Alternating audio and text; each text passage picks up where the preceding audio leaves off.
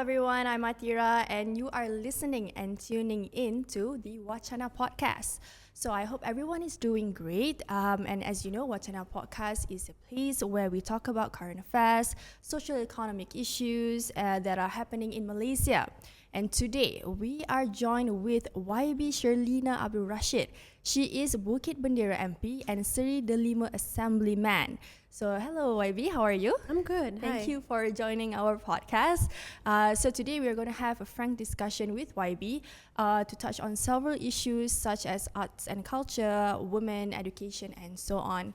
And I've seen on Instagram that you play an instrument, you play the guitar. That is correct. So I assume that you are quite an avid fan of music and all that.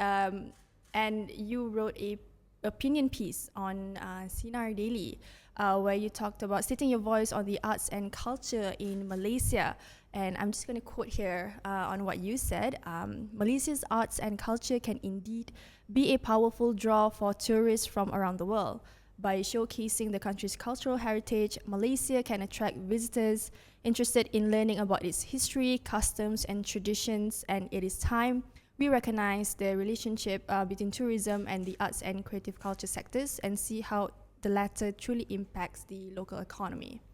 The opinion piece was great. I was reading it through, and I understand how much you want to fight for the arts and culture in Malaysia.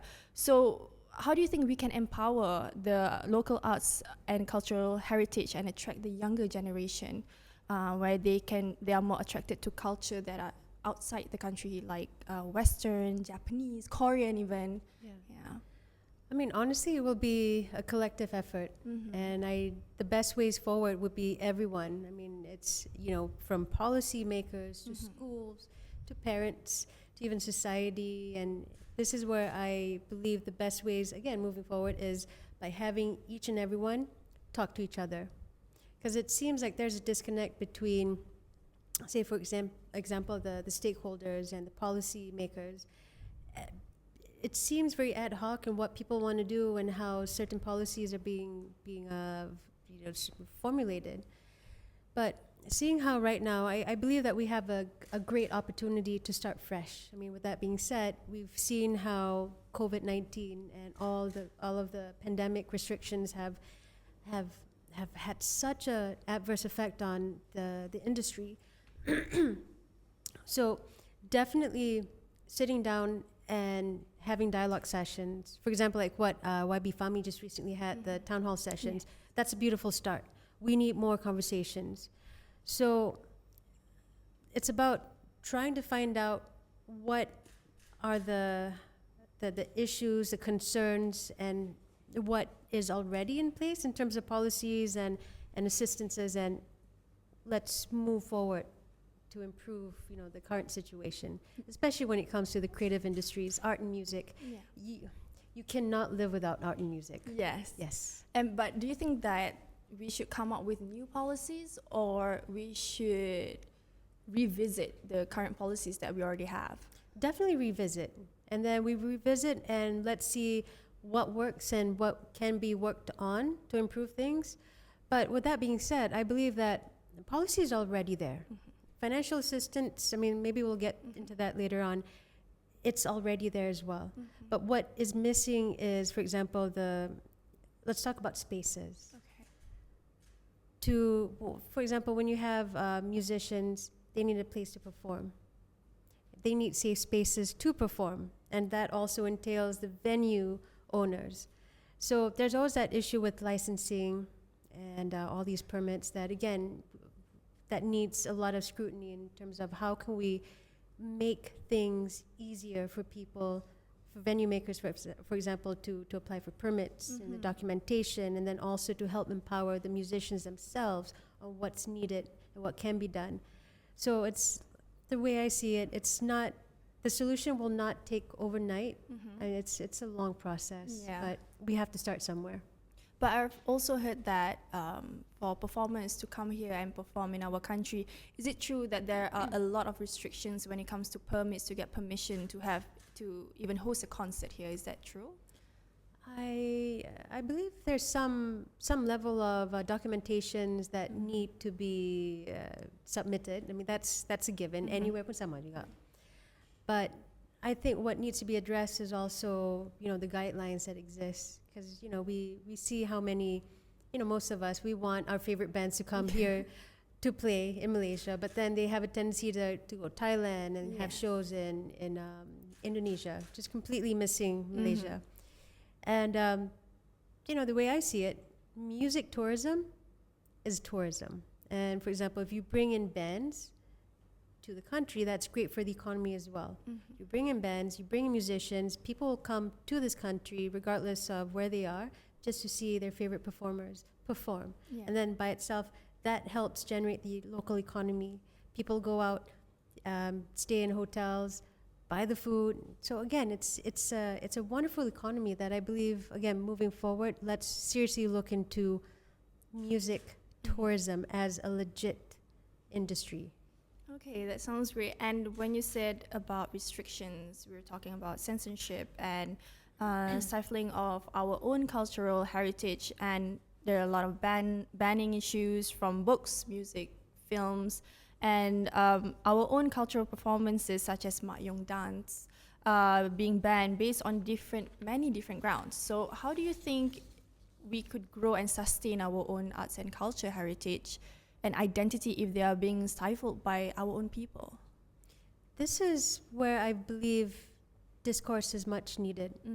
I don't feel that we've had conversations enough to talk about censorship and also restrictions, and also how important it is to recognize and celebrate our rich traditions and cultures. Malaysia's beautiful in so many ways. And but we've seen how in recent times, certain traditions like Mak Yong, for example, in some states it's been banned, and it's sad. It is. And the reasons why it's been restricted is, well, obviously it's because of certain reasons. But then again, we live in an era, in a generation where I believe people are not easily swayed. So it's about knowing who we are faith-wise, and also just celebrating the rich diversity and also the traditions of our past ancestors. Like, why not? It's just celebrating. Yes, as we should. Okay, cool. And I saw your tweet about Slipknot. I saw your sad emoji when you saw them performing in Indonesia. Is that one of those things that you are championing for? Having maybe your favorite band, as you mentioned, the locals couldn't get their favorite bands to come over. Is that one of the things that you are championing in? I would love to have Slipknot play there. Really, I do. But again, it's about just, again, celebrating music, celebrating the fact that, Malaysians deserve to be heard as well. But, let's focus a little bit more about the local industry. We have a lot of really talented musicians and a lot of really talented artists. And, as we want to celebrate the international artists, let's go for it. But at the same time, we need to provide platforms and also promote our local talents. Or when you speak about local talents, recently Michelle Yeoh, as we all know, made Malaysia very, very proud by winning the Best Actress at the Oscars. And it was definitely a breakthrough, since she was the first Asian to ever win the category. And we were very, very happy about it. But then again, the bigger question is the possibility of artists succeeding the way she has within Malaysia. And do you think she would be able to achieve the same success if she remains in Malaysia? And this is clearly another example of brain drain, where they migrate to another place to survive, basically. Brain drain is a horrible issue, but it is something that needs to be addressed, because we are losing a lot of really talented Malaysians, finding greener pastures elsewhere. But, the question of if Michelle Yeoh had stayed on, would she have won this Oscar? I really don't know. And I really can't envision or even comment, because what's done is done. So let's celebrate the fact that she won, and I am proud that she being being who she is and what she's done and what she has gone through, it's such a remarkable thing, especially for women. Yeah. So yes, but moving forward, I mean, brain drain. Yes, this is a real issue, and this is where, again, not just the people, but the policymakers and also the governments, we need to sit down and really discuss on how to reverse that brain drain. Okay. And at one point in history, Malaysia used to be the platform for international artists to come, and this not only provide the local fans to enjoy favorite acts, but they also attract tourists, like as you mentioned before, not only in Malaysia but also the ASEAN region and all that. But a recent example that I could take is the Blackpink concert, where an influential PN leader was praying that the concert would be flooded so that it won't happen. What kind of mentality do you think that is, trying to stop international artists to come over when they can't even see the tourism part of it? Honestly, that kind of mentality is it's very hazardous to the nation and also Malaysians. I mean, it's simple as this: if you don't like it, then you don't have to partake in it. As easy as that. As simple as easy as that. Kalau tak suka tengok, jangan tengok. Okay. All right, cool. As simple as that, guys. That's a short and simple answer. But also, again, this is where I feel that Malaysians also need to take a stand. And when you see all of these negative remarks and all these this negative mindset circulating, as we all know right now with social media, it's so easy to see all these videos and comments. Say something about it, because I do believe that there's a lot of like-minded Malaysians out there who want the same things, and we just want to progress as a nation. And also, again, coming back to arts and music, this is where people need to realize that when it involves creativity, music, and all of that, there's a lot of messaging that people need to understand and digest. Mm-hmm. But do you think we have enough opportunities for Malaysians to explore that path, arts and culture? Do you think, because we are also aggressively focusing on STEM, and there's no denying that it is a good path to pursue, but do you think Malaysia has enough opportunities for them to pursue another journey, which is arts and culture? I think yes. I mean, for myself, I'm a graduate of fine arts, not biased at all, but this is also one of the things that I've been pushing for, even during my first month actually, as an adun back in 2018, is also recreating STEM, and you insert A in it, which is arts, and also recreating STEAM. This has been happening in other countries, so why not in Malaysia? So this is a part where I see, apart from letting communities build on the beauty of arts and culture and everything wonderful, this is where we need to see the other side, the serious aspect of policy making. This is where the governments and structures need to sit down and say, yes, this is sanctioned, this is how it's going to be, and the rest will follow suit. But also, when you said that you need to revisit the policies and stuff, but I can't help to see that the parental guidance to allow their children to pursue arts and culture, because they don't see the future of it in the country. What do you think about that? If parents are not able to see the future, and this is where, again, policymakers and governments should present the career choices that are apparent. I don't agree with that mindset, because then again, my parents were very different, and definitely when it comes to arts, we can't run away from the fact that there's still a negative stigma. Yes. It's like, okay, Seni, what are you going to do? How are you going to put food on the table? Actually, you can.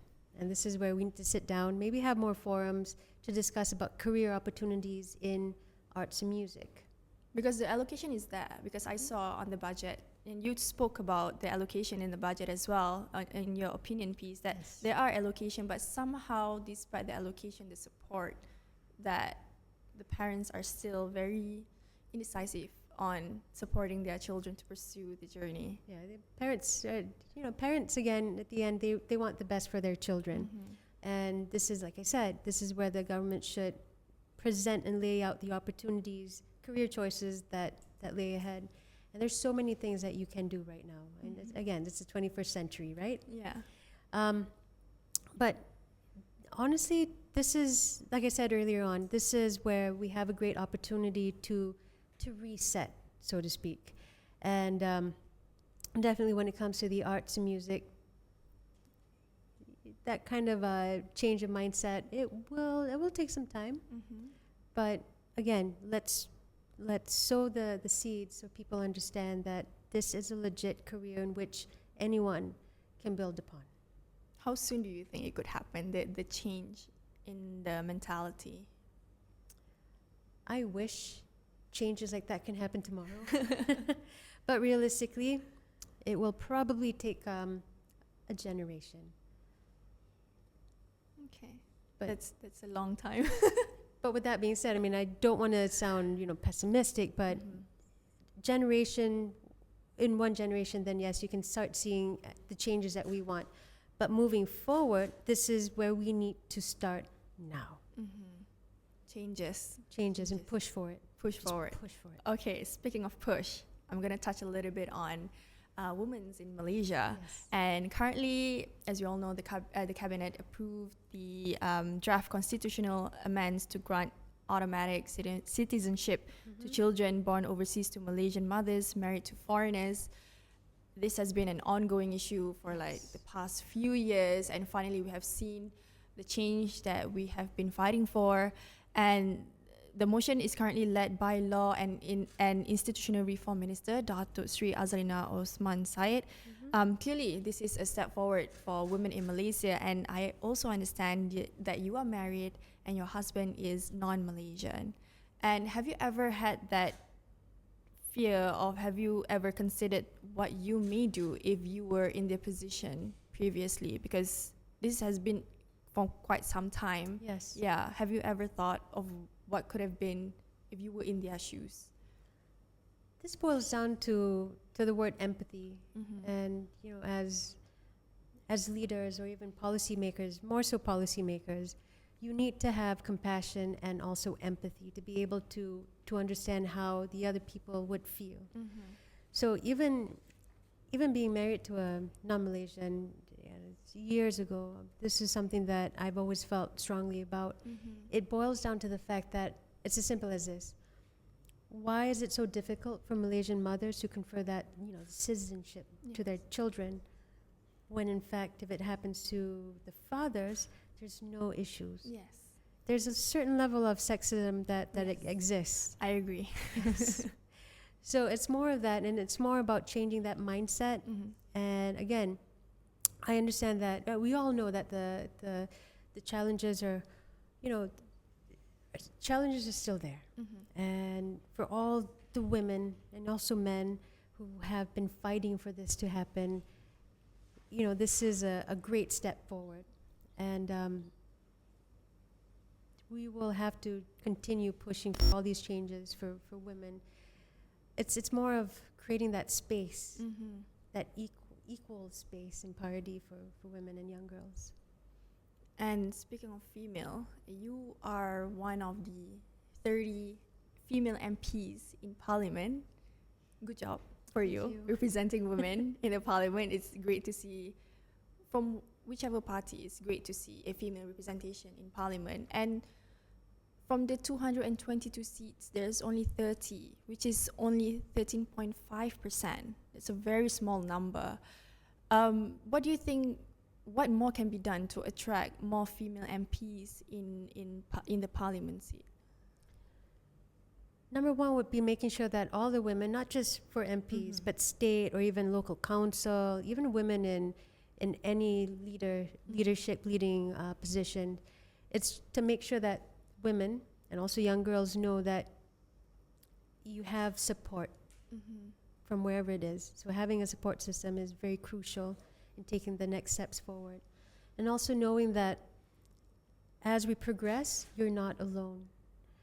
Now, when we talk about the number of representation of women currently serving as members of parliaments, there were still also quite a number of women who contested, but unfortunately they did not win. Yeah.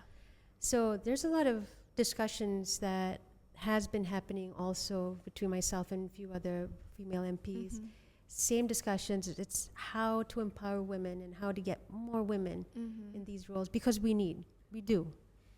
And I do understand that organizations such as Penang Women's Development Corporation and also Institute Wanita Berdaya in Selangor, these two organizations have had a series of women leadership workshops, just to name a few, banyak. And if anyone is interested at all in trying to know a little bit more about roles of women in politics and anything close to that, just reach out to any of these organizations. And again, there's also a lot of NGOs around. Yeah.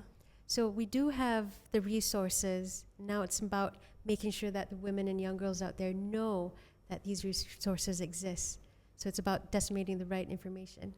Has it been a challenge for you being in that seat in basically a male-dominating political field? Has it been a challenge to you because you are in the seat where policies are decided, gender-based policies are decided, and you are there with them to decide? Has it been a challenge for you? I wouldn't say there are no challenges that human beings cannot overcome, right? Now, if anyone faces any challenges where they feel that their voices are being suppressed, they should just stand up and speak out. But in my situation, so far it's been good in the sense that not just the women are very supportive, so that's great. But also some of the men are also very supportive, and they understand just how important it is to also protect and also promote the women's rights agenda. Yeah, but do you think with the small number that we have, maybe it would hold back the young girls who wants to be like you, a politician, but they have a fear of maybe my voice is not going to be heard because I'm a girl, and there aren't a lot of role models that they could look up to. Oh, there are plenty of role models, plenty. And I've actually had a few young girls, just coming up and just having conversations. They're interested in what does an MP do or an adon. And this is where, let's talk about it more. And, for anyone, not even just young girls, women, you should not have that fear at all about being afraid of people not listening. That gets me upset. No one should live in that kind of society or even mindset. No one at all. Okay. So now we're going to move on to a bit on the environmental issues. And I understand that you are the Penang Green Council Board of Directors. So we're going to talk a bit on the land reclamation project in Bayan Lepas. Yeah. So despite the outcries from the locals, environmental groups and NGOs, the state government is still moving forward with the project that is going to start in the third quarter of the year. What is your view on this? This is where it gets complicated in the sense that we need to push, or rather not push, but we need to find ways to reverse, for example, the brain drain by creating more opportunities and jobs and opportunities and employment for people. And that's also one of the things about the reclamation projects. It's to provide space and more opportunities to bring back Penangites. Trying to balance development and the environment, this is always going to be a challenge for any government, not just Penang, but to also find a balance. Find a balance, and also places like in Kuala Lumpur as well. I mean, you look at, for me, I'm from Penang, and driving around, there's a lot of development going on. But this is where I believe governments and the system, but they need to sit down and also find ways to make sure that development happens sustainably and it does not destroy the environment. Okay. And you grew up in Penang your whole life. Is it true that it is expensive for Malays to live in Penang? Because there have been this notion or belief, especially incited with racial sentiments, that it's expensive as a Malay to live in Penang. What's your take on this? It's cheaper than Kuala Lumpur and Selangor. For sure. Yes, it is. No hesitation there. None. We were just talking about just comparing the prices of food and drinks. It's more expensive here. But then again, on a serious note, when this is again, we talk about policies and try to find ways as to how we can create a better balance in terms of jobs, salaries, and also, the cost of living. The cost of living has increased tremendously for everyone. It should not be seen in the ethnic lenses. Yeah. And so...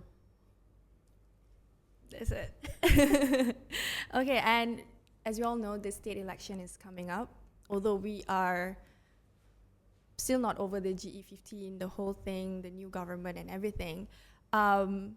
What is Pakatan Harapan's preparation for the state election in Penang? How is it going so far? There's still some discussions, obviously the seat negotiations, and also the fact is there's a lot of questions in terms of how will it look, because now we have a unity government. Yeah. The details of that I'm not quite certain of, and I won't be able to give the right to comment much on it. But preparations, it's underway. It's again, what we're trying to do is remind people in Penang also that, for the past 15 years, look at what we have achieved. And it's about also creating more opportunities for Penangites and also making sure people understand whatever it is, it's about democracy, it's about clean governance, and it's about making sure that progressive, moderate voices continue in the state. Do you think it will be a challenge to woo the voters that in Penang? Because we all know Penang is the hub for DAP. It is a hotspot for DAP. But now that the party is working together with Barisan Nasional in the unity government, do you think it would affect or maybe influence the voters there in Penang? Actually, Penang is not the hotspot or hub of DAP. It is Pakatan Harapan led state government. It goes back to like what I said, for the past 15 years, prior to 2008, for example, Penang was completely different. Yeah. And it's about reminding people, the older voters, the older generation, people like myself, yes, we do remember that time. But right now it's more about reminding and educating the younger voters of what Penang is and what we can achieve if we continue together. Okay, just before we end this podcast, I just gotta ask, which food is better, Penang or KL Selangor? Penang. Penang. Oh, yes. This is very fast. Of course. Which state has the worst driver, the stereotype, Penang or Selangor KL? It depends on peak hours. So which one would you choose? Do you drive both in both states? Yes, I do. And it has not been that much different for you? During peak hours, everybody is just concentrated on driving, yes. All right. Thank you so much, YB, for joining our Wacana Podcast. And for those who are tuning in and listening, make sure, if you missed this episode, make sure to tune in our Spotify, our Apple Podcast, and our YouTube channel. We'll also upload the full episode with YB Syerleena, and follow all of our social media platforms to get some snippets and information on the latest news in Malaysia. Thank you again, YB, for spending time talking about arts and culture. I hope to see you again in the future. And thank you so much for tuning in, guys. I'm Athira, signing off for Sinar Daily.